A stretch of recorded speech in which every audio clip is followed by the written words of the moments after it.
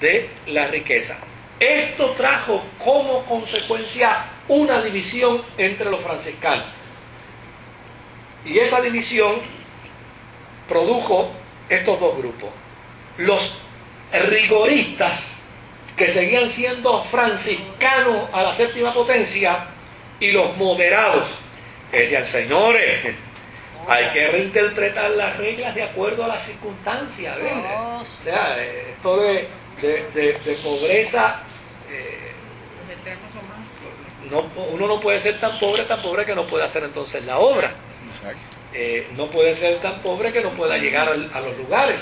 Entonces, desde luego, empieza ese movimiento, y claro, en el año 1230, el Papa Gregorio IX declaró que el testamento de Asís no tenía valor de ley sobre los franciscanos.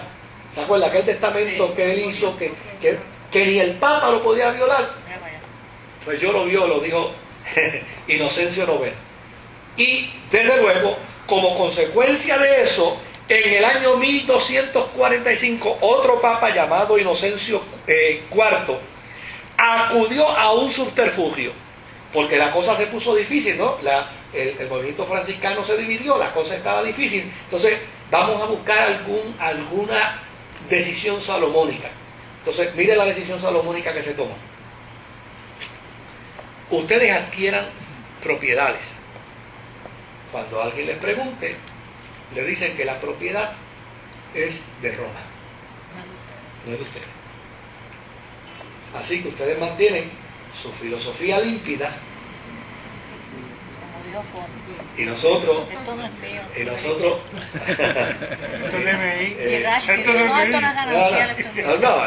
olvídese de eso. Yo he escuchado una serie de historias de individuos que van y se compran un carro de 100,000 pesos y después llegan a la iglesia y dicen que la iglesia se lo compró.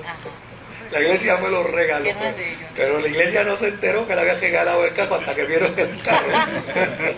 Entonces, fíjense qué interesante.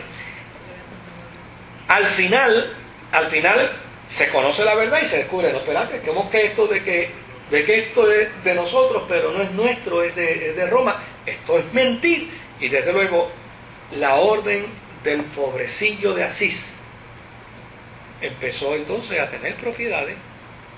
¿Por qué voy a mentir? Pues no miento nada. Mejor digo que es mío. Pero, bueno, pero si dice que es tuyo, entonces violaste la orden del fundador. Dice, bueno, pero no miento. y es peor mentir que ignorar la orden del difunto. Que ya habían dicho que no era obligatorio. Y ya, obviamente, Inocencio IV había dicho que no era, que eso no era una ley, que no podía estar por encima del Papa. Así que, en el entretanto, el partido de los rigoristas adoptó unas posiciones aún más extremas ante lo que ellos llamaban la gran traición de sus hermanos franciscanos, aquellos que se fueron detrás del oro y detrás de la riqueza. Y desde luego se dividieron, se separaron, y desde luego simultáneamente a esto había un escatólogo. Se llamaba Fiore. Y Fiore alegaba que para el 1260 la vida religiosa llegaría a su culminación. Él hacía unos cálculos y una suma y una resta y decía, en el 1260 la vida religiosa va a desaparecer y va a entrar una nueva era de vida cristiana. Una nueva era límpida, cristalina, pura, honesta, íntegra, bueno, en fin.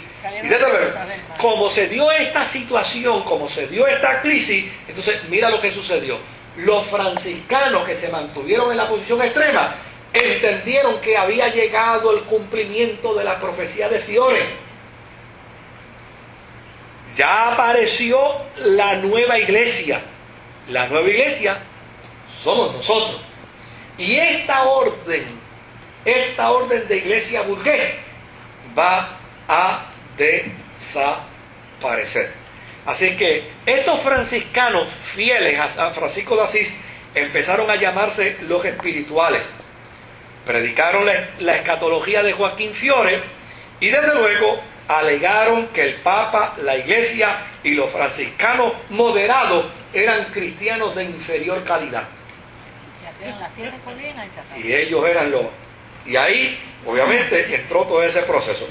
Pero luego, claro, el ministro franciscano, Buenaventura, que vino entonces a dirigir la vida de la Iglesia, logró de alguna manera armonizar, logró la reconciliación, agarró a los dirigentes de los extremistas franciscanos, los encerró en un monasterio, con ellos les preservó la vida, porque obviamente si los cogen en la calle los liquidan, y desde luego más adelante Buenaventura muere, ellos vuelven de nuevo y se levantan, se sublevan, pero ya en esta sublevación no tienen respaldo, no tienen apoyo, y finalmente el movimiento de San Francisco de Asís, tal y como él lo creó, no existe.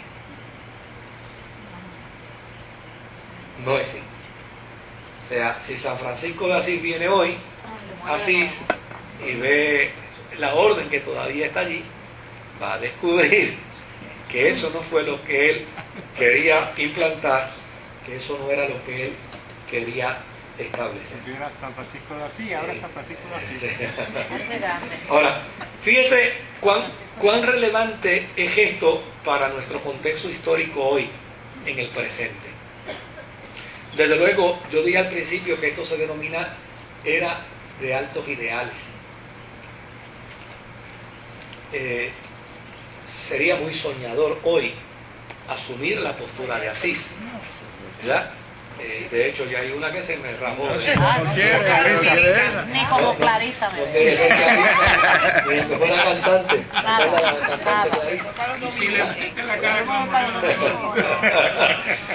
Pero por el otro lado, queda demostrado dentro del marco histórico que la Iglesia tiene que ponderar con suma seriedad el justo balance.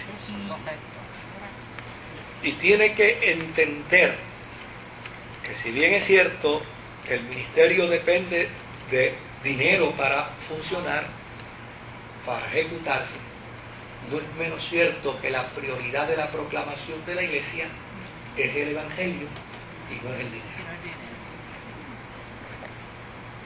Y desde luego, hoy en día estamos viendo corrientes totalmente contrarias a esa postura.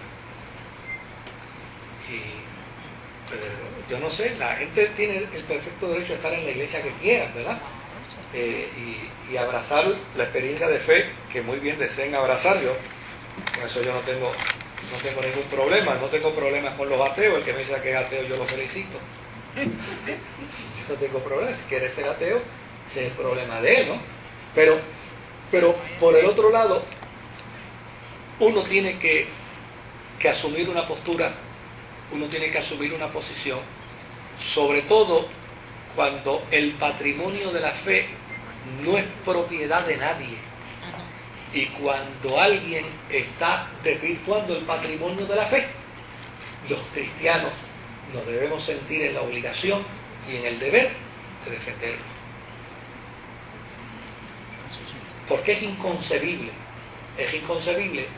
que hoy en día, bueno, pues como le dije ahorita, ¿no? Es muy fácil hablar de prosperidad en un país donde hay prosperidad. Bueno, porque obviamente no hay que ser un ignorante para saber que si yo soy pastor de 100 miembros, el ingreso de la iglesia va a ser menor que si fuera pastor de 1000. Pues no hay que ser. Y no hay que ser ignorante para saber que si soy pastor, yo una vez leí un artículo de un hombre en los Estados Unidos que su congregación, un pastor en los Estados Unidos, su congregación era de menos de 50 personas y percibía un salario que en aquel tiempo, yo estoy hablando de más de 30 años atrás, en aquel tiempo el salario era de sobre $300,000.